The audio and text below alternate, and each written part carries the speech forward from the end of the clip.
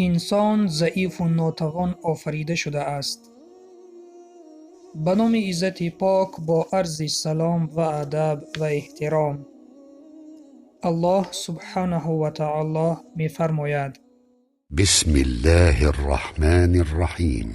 يريد الله أن يخفف عنكم وخلق الإنسان ضعيفا. یعنی خدا می خواهد برای شما سبک کند، زیرا آدمی ضعیف و ناتوان آفریده شده است. شنونده عزیز، یک زمان تو در این عالم نبودی. زمان با خواست خدا تو در بطن مادر پیدا شدی.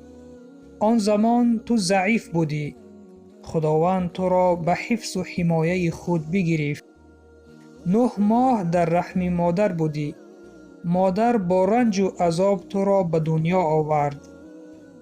اکنون تو چشم به عالم هستی گشادی، باز هم ضعیف بودی و هیچ کاری را انجام داده نمی توانستی. مادر و پدر تو را به وایه رسانیدند. سالها می گذشت و تو کلان شدی، به باغچه رفتی و پس از آن به مکتب رفتی و بعد از مکتب دانشگاه را تمام کردی، عائله دار شدی. خداوند به تو فرزندان را عطا کرد و تو به امروز رسیدی. پس یک بار به قفا نظر بکن، چند سال از عمر تو گذشته است؟ 20 سال، 30 سال، 40 سال، 50 سال، چند سال؟ این به تو انیق شد و از خود بپرس چند سال از عمر تو باقی مانده است؟ آیا می دانی؟ البته نمی دانی. هیچ کسی از ما نمی داند.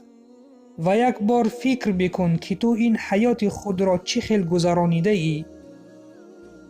با بندگی و طاعت و عبادت پروردگار یا با معصیت و گناه و نافرمان برداری پروردگارت؟ اگر تا امروز فرمان برداری پروردگار بودی، پس خوش به حالت.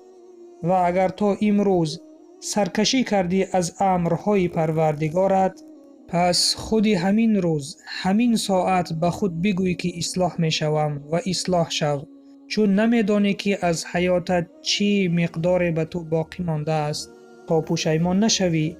و این را بدان که خداوند همیشه گناهان تو را می بخشد اگر تو توبه نصوح بکنی.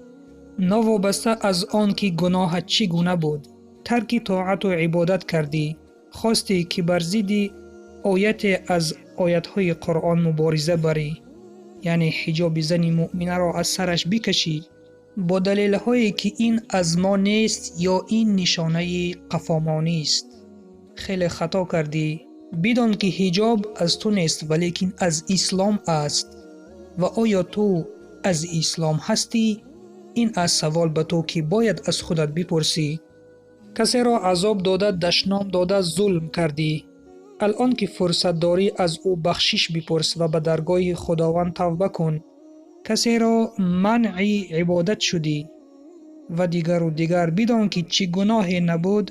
اگر تو توبه کرده به سوی الله بازگردی، بدان که خداوند گناه تو را می بخشد. خداوند از پدران و مادران ما نسبت به ما مهربانتر است. پس الان فرصت داری به سوی خدا باز بگرد و ناامید مشو. ناامیدی از شیطان است و این را بدان که تو بنده خدا هستی و او تو را دوست می دارد. پیامبر اکرم صلی الله علیه و سلم فرمودند: همه انسان گناه می کند، اما بهترین گناهکار کسی است که توبه می کند. پس توبه کرده به سوی خدا بازگرد و از بهترین ها بشو. خداوند شاهد باش که من به بندگانت رسانیدم و سلام بر آن شخصانی که راه هدایت را پیش گرفتند.